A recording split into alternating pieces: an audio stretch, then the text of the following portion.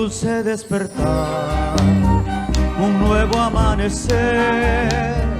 Hoy tengo en quien creer, al ángel del Señor, que proclamando está noticias del Edén, Nueva Jerusalén, que pronto llegará, que proclamando está noticias del Edén, Nueva Jerusalén, que pronto llegará.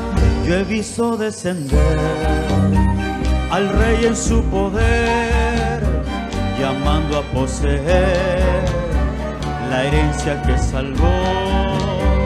Escucha su gran voz, oh Hijo del Señor, recíbelo con fe, es día del Señor. Escucha su gran voz, oh Hijo del Señor, recíbelo con fe, es día del Señor. El templo del Señor es levantado hoy, la estatura alcanzar, oh Hijo del Señor. La tierra regiréis, recibe la verdad, levántate a reinar, es día del Señor. La tierra regiréis, recibe la verdad, levántate a reinar, es día del Señor. Amén.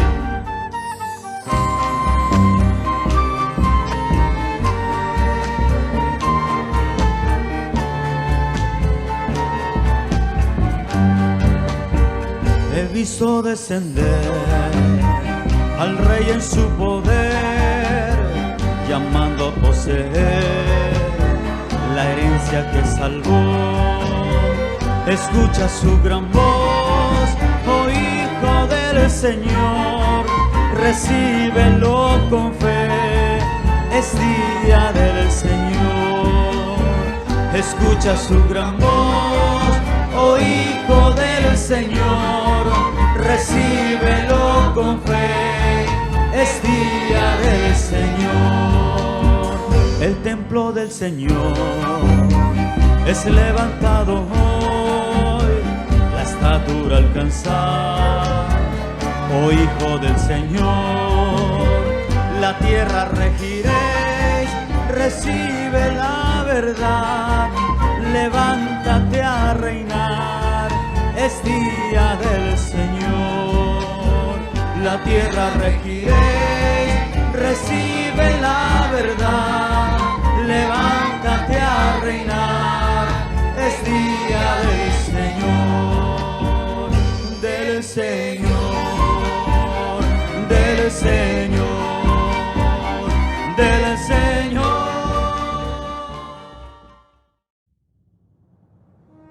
Este no es solamente un día más, es un día que se aparta para pensarlo mejor.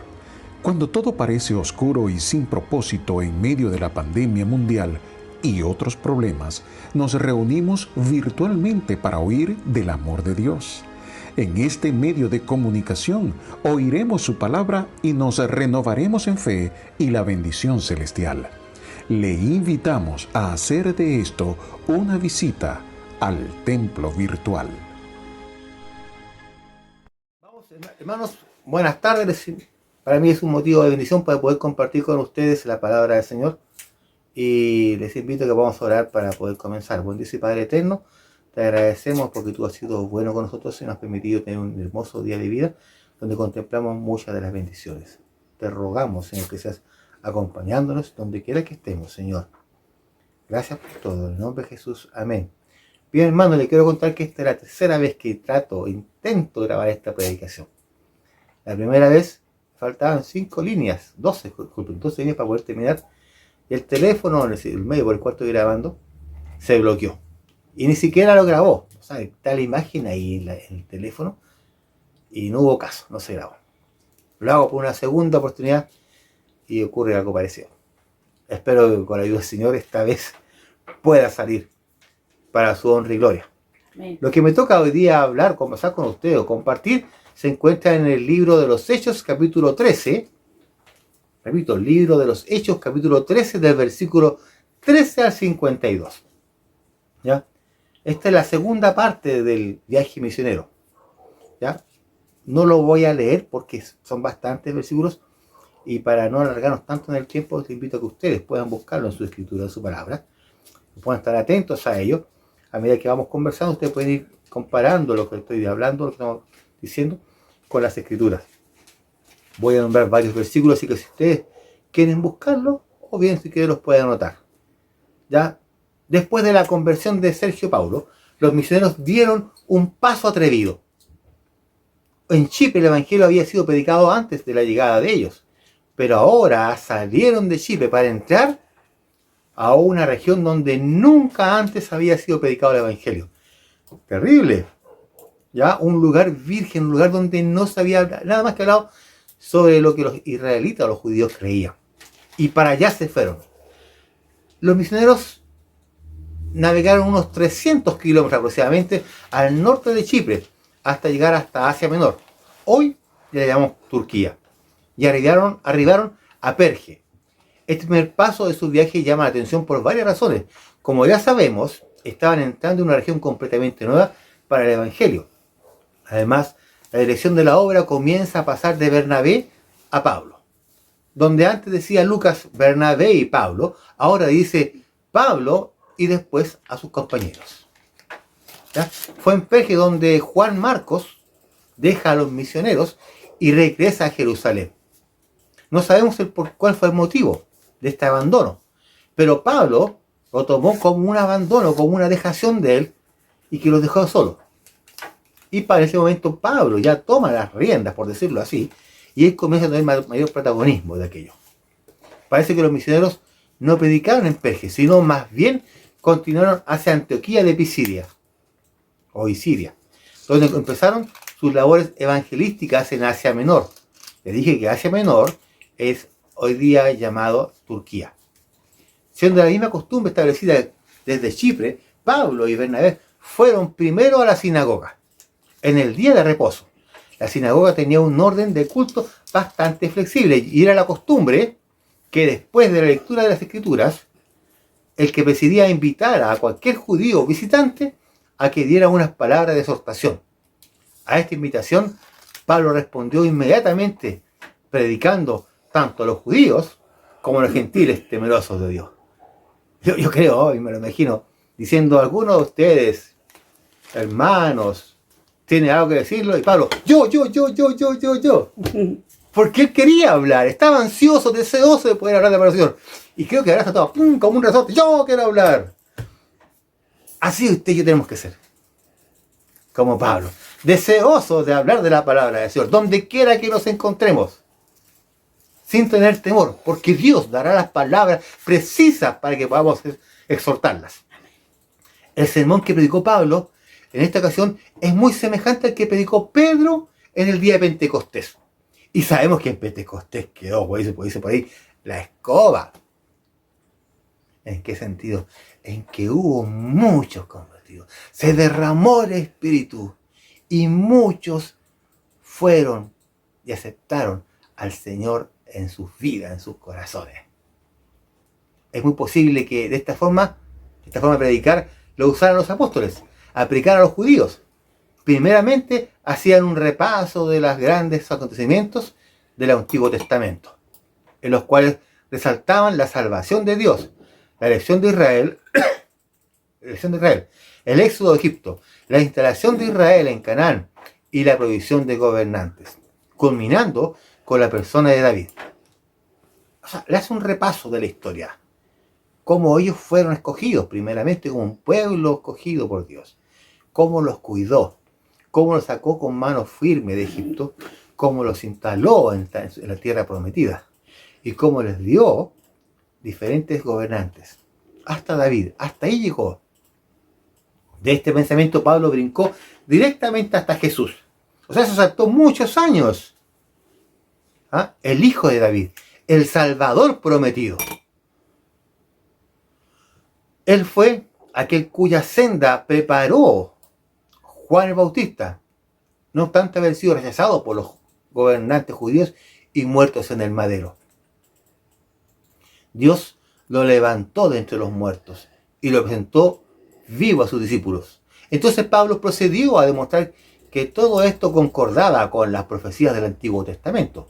Por medio de la muerte y de la resurrección de Cristo, los hombres podían alcanzar y ser justificados, ser perdonados todos sus pecados, toda su vida.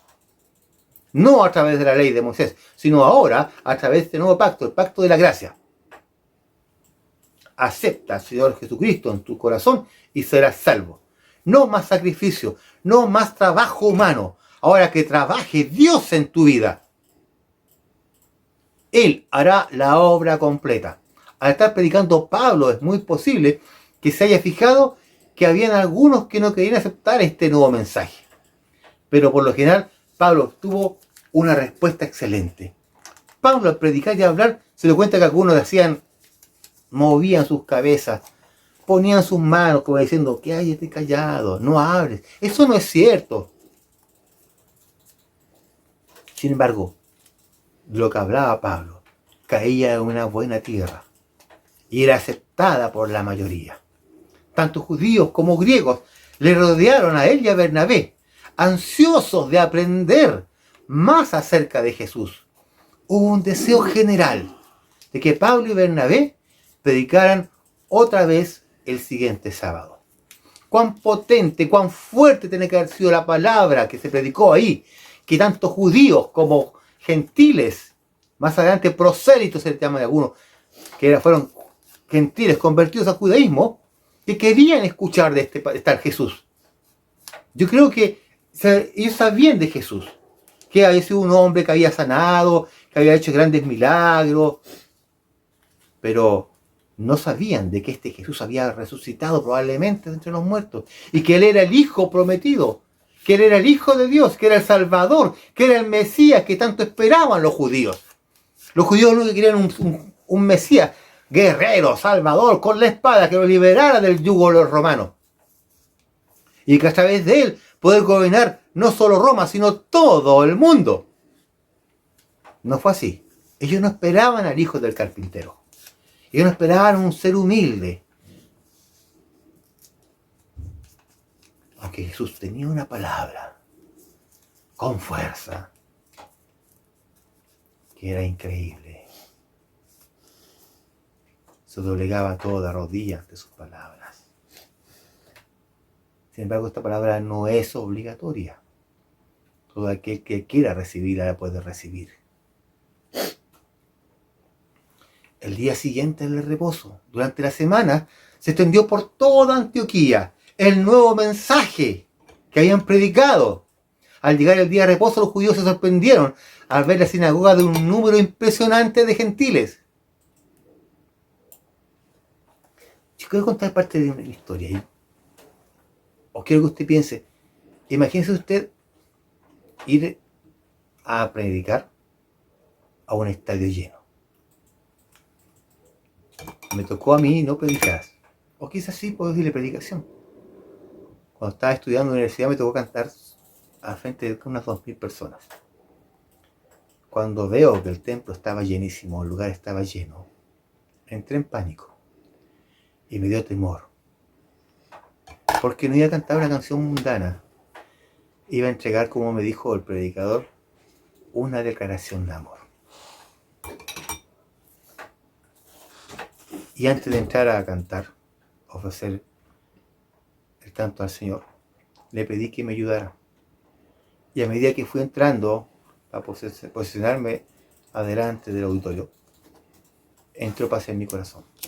El tema que canté en esa entregación, en esa oportunidad, ya por título, sin Cristo no tengo nada. Sin Cristo, dice, no hay salvación.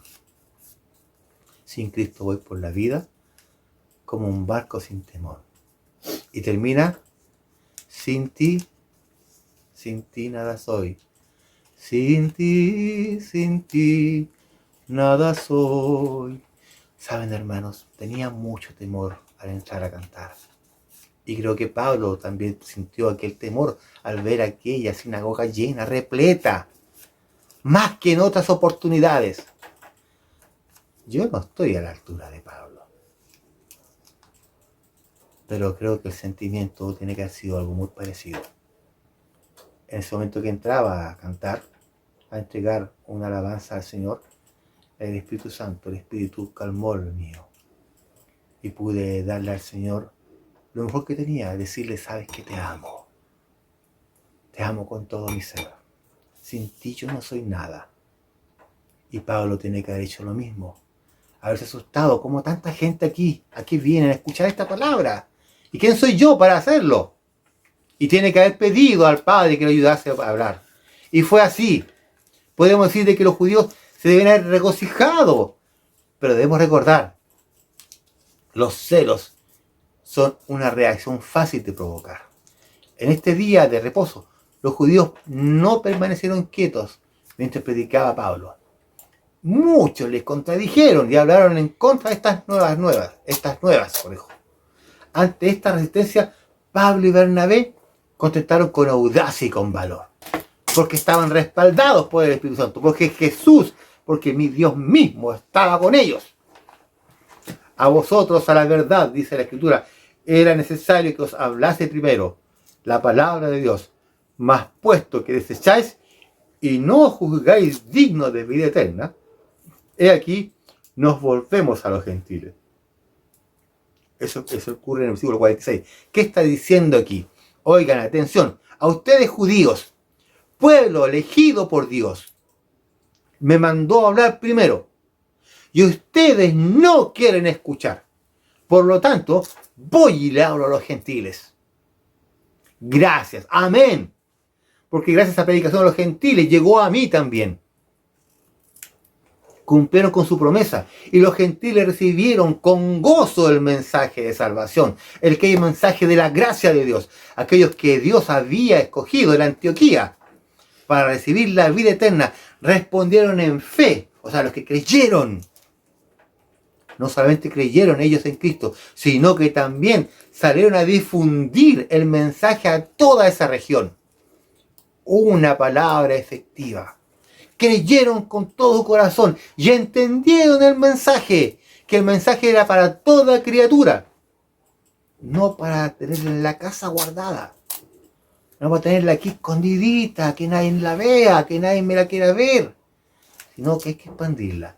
Y ellos entendieron aquellos mensajes y lo hicieron. El hecho de que estos gentiles aceptaban el Evangelio causó mucho enojo entre los judíos. Estos gentiles habían interesado en el judaísmo. En su mayor parte, habían sido una esperanza de que llegasen a ser prosélitos y miembros de la sinagoga. Ahora eran arrebatados por un par de predicadores ambulantes. Por tanto, los judíos provocaron una persecución en contra de Pablo y Bernabé, hasta que fueron echados de la ciudad. Seguramente los nuevos creyentes resistieron de alguna manera a esta persecución, mas no se desanimaron de ello, según dice el versículo 52, y estaban llenos de gozo y del Espíritu Santo. Importante aquí, ellos aceptaron este mensaje, aceptaron y creyeron en Jesús, y fueron llenos, dice, estaban llenos de gozo y del Espíritu Santo. He escuchado muchas veces, busque la llenura del Espíritu Santo. No, hermano. Dios te llena una vez y para siempre. No hace las cosas a medias. No llena el vaso hasta la mitad, ni un cuarto, ni 3/4. Lo llena completito. Tú eres lleno del Espíritu Santo. Lo que puede faltarnos es que dejemos que Él actúe realmente en nuestras vidas. Estamos llenos. Dejemos que actúe ahora en nosotros. Dios no hace la obra media, ni un cuarto, ni media, ni 3/4. La hace completa, enterita, de una vez. No andes buscando la llenura, porque la tienes. La tenemos. Solo dejemos que actúe como corresponde. Como vimos anteriormente, muchos gentiles estaban cansados de la inmoralidad y de idolatría de las religiones paganas. Estaban hambrientos de algo mejor y se sentían atraídos por las sinagogas y por la adoración del Dios verdadero, el cual, a diferencia de sus dioses paganos, este sí era santo. ¿Ya? Ellos querían conocer a este Dios poderoso que escogió a su pueblo específico, a los judíos, y los cuidó en Egipto. Con mano fuerte los sacó de la esclavitud. Con mano poderosa los libertó de las plagas de Egipto. ¿Y saben qué? Perdón, hermano. Tengo un hijo ofendido. Un momento, por favor, vean a Rodriguito. Perdón, hermano. Bien, prosigo. Disculpen, hermano. Tranquilo. Tranquilo. Bien.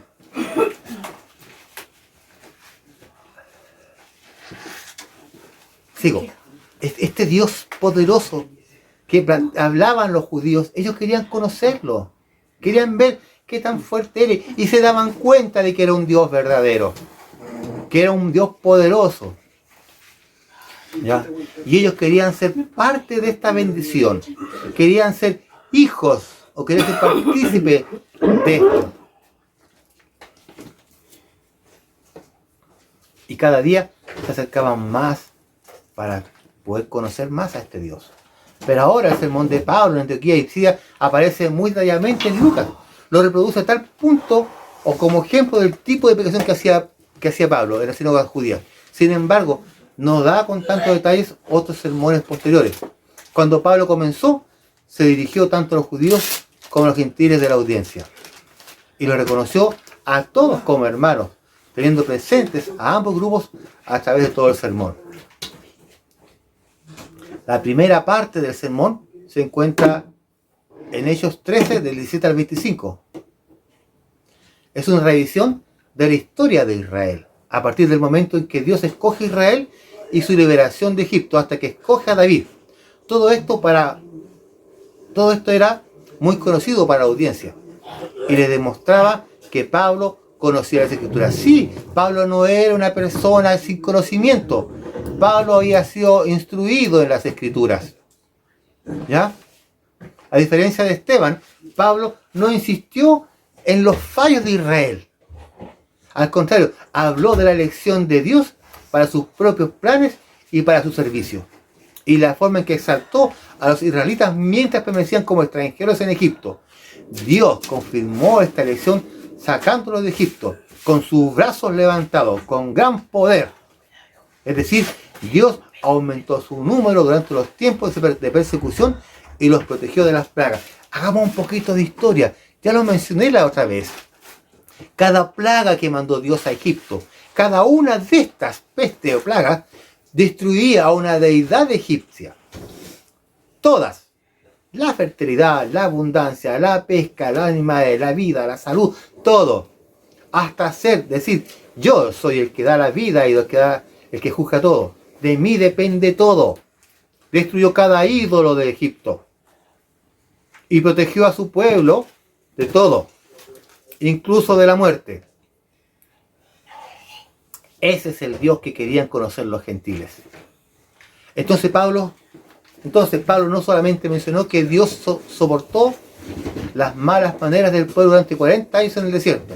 Aclaremos, oye, en el desierto te dijeron, les puso la nube para el sol, les puso fuego para el frío, les dio carne, les dio agua, les dio pan, hizo una provisión de todo.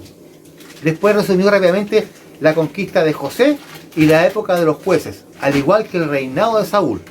Las 7 naciones del versículo 19 que se mencionan son las tribus de cananeos y de otros pueblos que se hallaban en Palestina. Los 450 años del versículo 20 hacen referencia no solo a la época del libro de los jueces, sino a todo el tiempo que transcurrió desde que entraron a la tierra hasta el principio del reinado de David. Llega el momento culminante de este relato histórico, cuando Pablo dice que Dios le dio testimonio a David de que él era un hombre conforme a su corazón, quien haría todo lo que él quisiera. La intención y el deseo de cumplir completamente la voluntad de Dios es, por supuesto, lo que hizo de David un varón conforme al corazón divino. ¡Qué hermoso que Dios diga! David es un hombre conforme a lo que yo quiero, a su corazón. Me gustaría que Dios dijese algún día que dice, Alejandro fue un hombre conforme a mi corazón, a lo que yo deseaba que fuese. Ahora bien, los que escuchaban a Pablo conocían la promesa hecha por Dios a David. También conocían la profecía de que Dios le levantaría una simiente más grande que de todas, así como la profecía de que daría el trono de David a aquel cuyo es el derecho. Ahora Pablo declara que Dios había cumplido su promesa y de la descendencia de David le levantó un Salvador a Israel. ¿Qué está diciendo aquí? Dios promete a David que iba a levantar un hijo, o al profeta de Israel que levantó un hijo de la descendencia de David. Sí, Jesús es de la descendencia de David. Y a él por derecho le corresponde el trono. Y Jesús, era aquel que había sido crucificado anteriormente, que habían rechazado y desechado a los judíos. Pablo sigue identificando a Jesús como aquel que dijo Juan el Bautista que era el que había de venir. El ministerio de Juan el Bautista era muy conocido entre los judíos de todas partes. También conocían bien que él había negado ser el que habría de venir, que había dicho, yo no soy el Mesías y yo no soy el Salvador prometido. Por tanto, el testimonio de Juan a favor de Jesús era muy importante. El que Juan hubiera dicho que no era digno de desatar el calzado, las sandalias de sus pies, un servicio tan típico de los esclavos, y diga cuán por encima de él consideraba Juan a Jesús. Voy a hacer un poquito de historia. Esta práctica de las sandalias era que llegaba el amo y le decía al esclavo, desátame los zapatos, desátame las sandalias, el calzado. Pero esta actitud, eso fue abolido porque era demasiado denigrante para el esclavo hacerlo. ¿Y qué dice Juan? Oye, atención, yo soy tan pequeño o tan mal, tan vil, que ni siquiera soy digno, o sea, ni siquiera merezco esta bendición, lo toma así, de desatar sus sandalias, sus zapatos. Él es tan sublime que yo no soy digno de hacerlo. Estaba demostrando la grandeza que tenía Jesús. Reconocía en Jesús al Mesías prometido. La segunda parte del sermón se encuentra entre el versículo 26 y el versículo 37. Trata sobre la muerte y la resurrección de Jesús. Y el testimonio tanto de los apóstoles como de las Escrituras. En el versículo 16 Pablo hace notar que este mensaje de salvación les era enviado personalmente por medio de los que habían sido enviados por el Señor Jesús. Y no solo a los judíos presentes, sino también a los gentiles que temían a Dios. Entonces Pablo muestra que la muerte de Jesús fue el cumplimiento de la palabra profética de Dios y que fue llevada a cabo por los habitantes de Jerusalén y sus gobernantes. Es importante notar aquí que Pablo no les echó la culpa de la muerte de Jesús a todos los judíos, sino solo a aquellos de Jerusalén que estuvieron realmente comprometidos. También reconoce que lo hicieron porque no conocían a Jesús ni las palabras de los profetas que les leían cada día de reposo. La palabra griega usada aquí algunas veces significa ignorancia culpable o ignorancia deliberada de la verdad, puesto que ellos sí conocían estas profecías. Lo que está diciendo aquí es que la ignoraban en forma voluntaria. Sí, ellos reconocían, ellos sabían las profecías y reconocían que en Jesús, el hijo de José, el carpintero, en él se cumplían todas aquellas promesas, profecías que aparecían en la Escritura, pero las quisieron ignorar en forma voluntaria. A tal punto que dice ¿sabes, Pilato? No hemos encontrado nada, pero por favor mátalo a este. Y mátalo porque hace revuelta, dice cosas que no corresponde. ¿Ya? Pero después de la profecía de la muerte de Cristo, se hubieron cumplido, los habitantes de Jerusalén lo quitaron del madero. Atención, no, los habitantes no, fue una persona. Fueron Nicodemo y José de Arimatea, que lo pusieron lo sacaron de la cruz para que no estuviese colgado el día sábado, día de descanso, y lo pusieron en una tumba que no había sido antes utilizada. Después Dios levantó a Jesús de entre los muertos. Sus discípulos galileos que habían subido con él a Jerusalén fueron testigos de que Jesús había resucitado, que Dios lo había levantado de entre los muertos. Estas eran las buenas nuevas que Pablo y Bernabé les traían.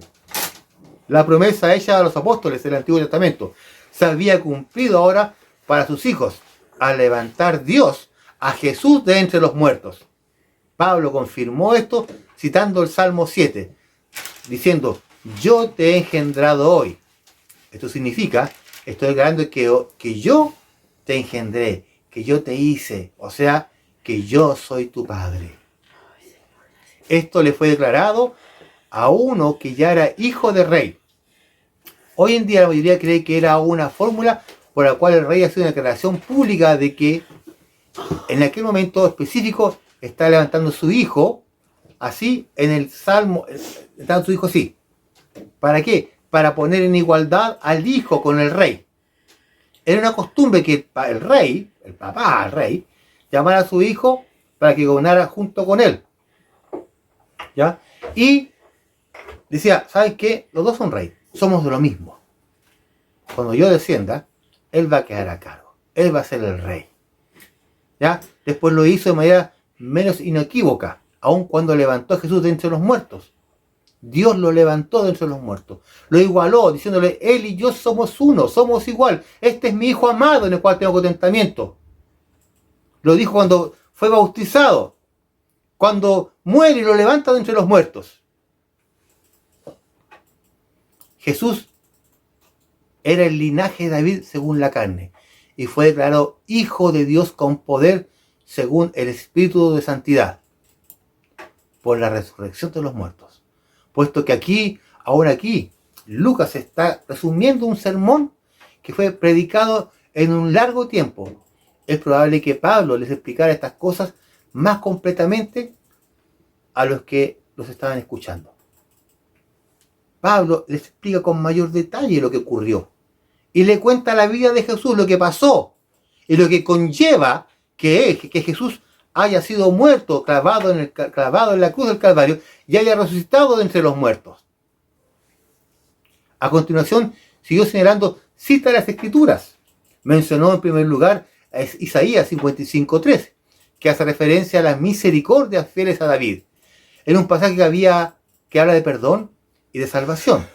Entonces dedujo que estas misericordias incluían el Salmo 16:10, que dice que Dios no permitirá que su santo vea corrupción. Además, David, después de servir a su propia generación, a la voluntad de Dios, murió y su cuerpo sí vio corrupción. ¿Qué está diciendo? Si bien ustedes creen que David fue un gran hijo de Dios, un gran rey, y que fue según la voluntad de Dios, quiero decirles que Jesús es aún más grande. Y que si bien murió, su cuerpo no vio corrupción. Ustedes aman a David, aceptan a David como rey, acepten a Jesús como rey.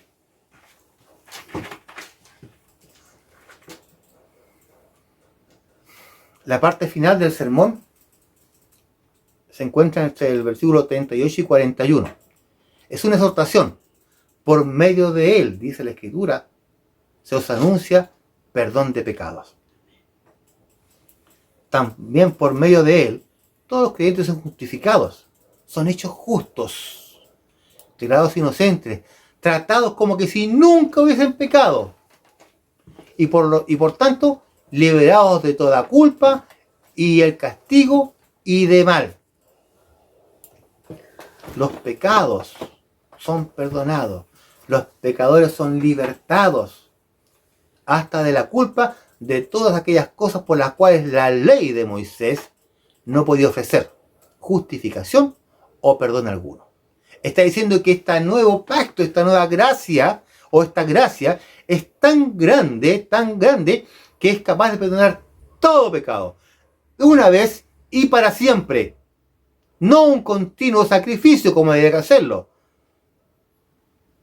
Ahora uno se entrega al Señor y dice, mío eres tú. Te he puesto un nombre. Mío eres tú. Toma y te llena. Ahora y para siempre. Basta de sacrificios. Jesús lo cumplió todo. Una vez y para siempre. Termina el sermón de Pablo con una advertencia en la que utiliza un lenguaje tomado de Habacuc 1.5. En la versión griega de los 70. Quería que los que lo escuchaban estuvieran atentos. No fuera a ser que cayeran sobre ellos un juicio mayor, aún que el que sufrieron los rebeldes a los que hablaba Habacuc. Está diciendo aquí que ustedes ya escucharon. Ustedes ya saben la verdad. Tómenla. Háganla parte suya. Vívanla. Acepten al Señor Jesús en sus corazones como su Señor y Salvador. Esta palabra ahora es llevada a los gentiles, según versículos 42-49. Dice, cuando salieron ellos de la sinagoga de los judíos, dice la Escritura, los gentiles les rogaron que al siguiente día de reposo les hablasen de estas cosas. Despedida la congregación, muchos de los judíos y de los prosélitos piadosos siguieron a Pablo y a Bernabé, quienes, habiéndoles les persuadían a que perseverasen en la gracia de Dios. Es decir, les decían, oye, ustedes ya saben la verdad, sigan, vívanla ahora. Al día siguiente del día de reposo, al siguiente día de reposo, se juntó casi toda la ciudad para oír la palabra de Dios. Pero viendo los judíos la muchedumbre, se llenaron de celos y rebatían lo que Pablo decía, contradiciendo y blasfemando. Entonces Pablo y Bernabé, hablando con denuedo, dijeron, a vosotros a la verdad es necesario que os hablase primero la palabra de Dios, mas puesto que la desecháis y no os juzgáis dignos de la vida eterna, he aquí nos volvemos a los gentiles, porque así nos ha mandado el Señor, diciendo, te he puesto para luz de los gentiles, a fin de que seas para salvación hasta lo último de la tierra. Está diciendo que debemos aceptarle, debemos expandir el evangelio. No lo aceptaron los judíos y ellos se dedicaron a hablar entonces ahora a los gentiles. Hasta el final. Dice, ir y hacer discípulos. Eso está diciendo Pablo. Vayan. Ahora a expandir la palabra del Señor afuera. Sean misioneros. El misionero habla de la palabra del Señor. Los gentiles, oyendo esto, se regocijaban y glorificaban la palabra del Señor. Y creyeron todos los que estaban ordenados para vida eterna. Y la palabra del Señor se difundía por toda aquella provincia.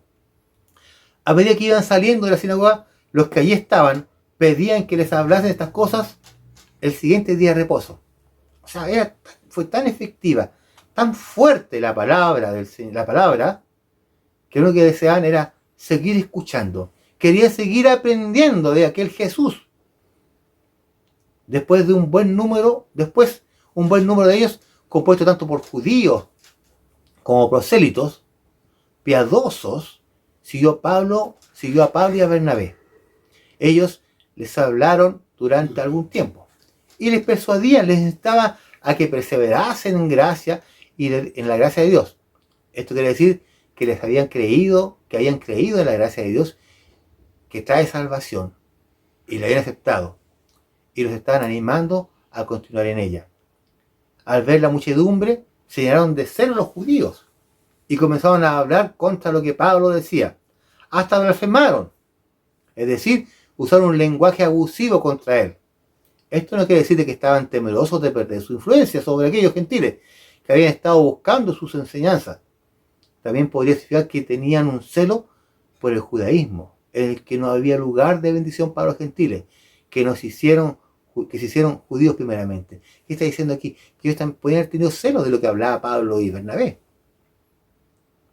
Raya porque estos dos simples predicadores ambulantes le estaban llevando a la congregación. Puede significar también de que eran tan celosos estos judíos del judaísmo, sus creencias, que decían, no, estas creencias son solamente para los judíos. Los judíos somos el pueblo de Dios y no existen otros. No es para los gentiles. Imposible que Dios mande a hablar a los gentiles y que ellos sean sus hijos también. Nosotros, los judíos, somos los únicos hijos de Dios. La reacción de Pablo y Bernabé fue a hablar valiente y libremente, diciendo que era necesario que la palabra de Dios le fuese a hablar primero a ustedes los judíos. Pero ya que los judíos la habían desechado con burla y por tanto se habían juzgado a ellos mismos indignos de esto, ahora les vamos a hablar a los gentiles.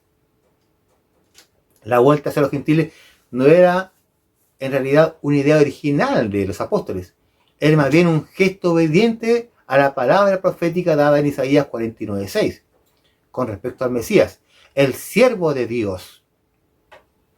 Eso se encuentra en Isaías 42:6 o en Lucas 2 del 30 al 32. Al oír esto, los gentiles se regocijaban y glorificaban la palabra del Señor y creyeron todo lo que estaban ordenados para vida eterna. Esto podría estar como que la Biblia estuviese enseñando una predestinación arbitraria en este momento. O sea, tú sí, tú no, tú sí, tú no. No obstante, no se dice que fuera Dios que los ordenara. La palabra ordenados aquí puede significar que decididos. O sea, esto es aquellos gentiles que aceptaron la verdad. Porque no todos aceptaban estas palabras de verdad.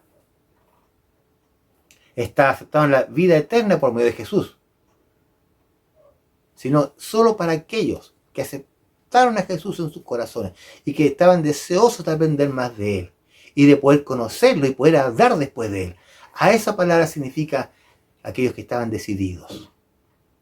La consecuencia fue que la palabra del Señor se difundió por toda aquella provincia. No solamente por Pablo y Bernabé, sino por todos estos gentiles que aceptaron al Señor en sus vidas. Y esa es nuestra misión. Ir y expandir el Evangelio en todo el mundo. Del 50 al 52 se habla sobre la expulsión de Pablo y Bernabé. Los judíos que no habían creído se dedicaron entonces a instigar a mujeres piadosas, devosas, temerosas de Dios, de posición honorable en la sociedad, y a los hombres más importantes en el gobierno de la ciudad. Por medio de ellos, los judíos inconversos levantaron una persecución hasta el punto de que Pablo y Bernabé fueron expulsados del distrito. En respuesta, Pablo y Bernabé se limitaron a sacudir el polvo de sus pies como testimonio en contra de ellos. Después siguieron hasta Iconio, ciudad frigia situada en la zona sur de la provincia romana de la Galacia. Sin embargo, los perseguidos no destruyeron la iglesia. Los perseguidores no destruyeron la iglesia de Antioquía de Pisidia. Los que la habían componía eran verdaderos discípulos del Señor. Estaban llenos de gozo y del Espíritu Santo. Una vez más, vemos que los hechos no nos lo dicen todo siempre. Aunque Lucas no lo menciona aquí, podemos tener la seguridad de que estos creyentes también fueron bautizados en agua y en el Espíritu Santo. ¿Qué podemos decir de todo esta lectura, de estas palabras? Que tenemos que predicar estas buenas nuevas. No importa en la situación que nos encontremos, no importa cuánta persecución o fuerza externa nos quiera apañar, nos quiera hacer callar. Tenemos que hablar el Evangelio. Les guste o no les guste, vaya en contra de lo que la mayoría quiera o crea, tenemos que hablar. Es nuestra obligación. Debemos ser obedientes a la palabra de Dios e ir a predicar el Evangelio a toda criatura. ¿No dice así? ¿No dice así la Escritura? Amén. No importa cuán duro sea el escenario, cuánta gente haya, una o miles, Dios nos va a dar la palabra precisa. Dios va a decir lo que Él quiere a través de ti, no tú. Si nosotros dejamos que el Espíritu Santo obre en nuestras vidas, vamos a hablar lo que realmente Dios quiere decir. Y esto es que Cristo murió por nosotros, resucitó el tercer día y gracias a Él somos salvos. Cree en el Señor Jesucristo y serás salvo tú y tu casa, dice la Escritura. Hablemos sobre el Cristo. Hablemos sobre su vida, muerte y resurrección. Y que solo a través de Él somos salvos. Si tú no lo has hecho, si tú no has aceptado hacer en tu corazón, es el momento que lo hagas.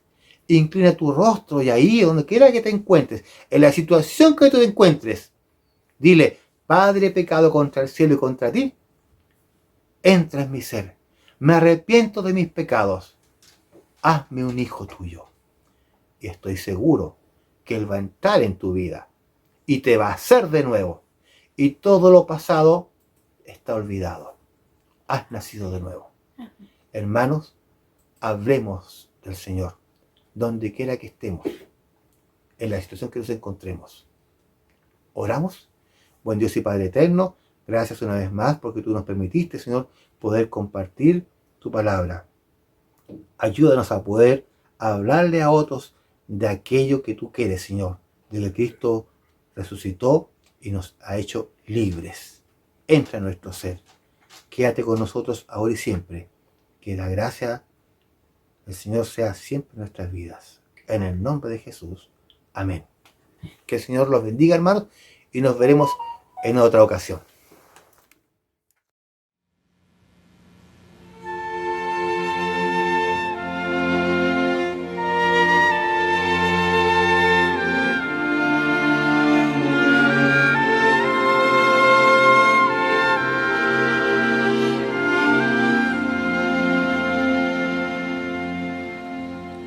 Sin Cristo no tengo nada. Sin Cristo no hay salvación. Sin Cristo voy por la vida. Como un barco sin timón.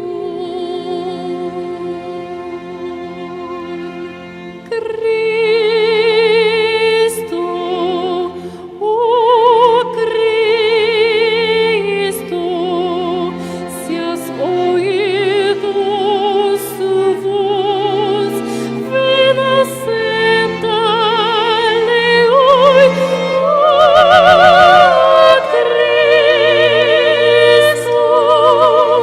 Oh Cristo, sin ti, nada soy. Sin Cristo mi alma está muerta. Sin Cristo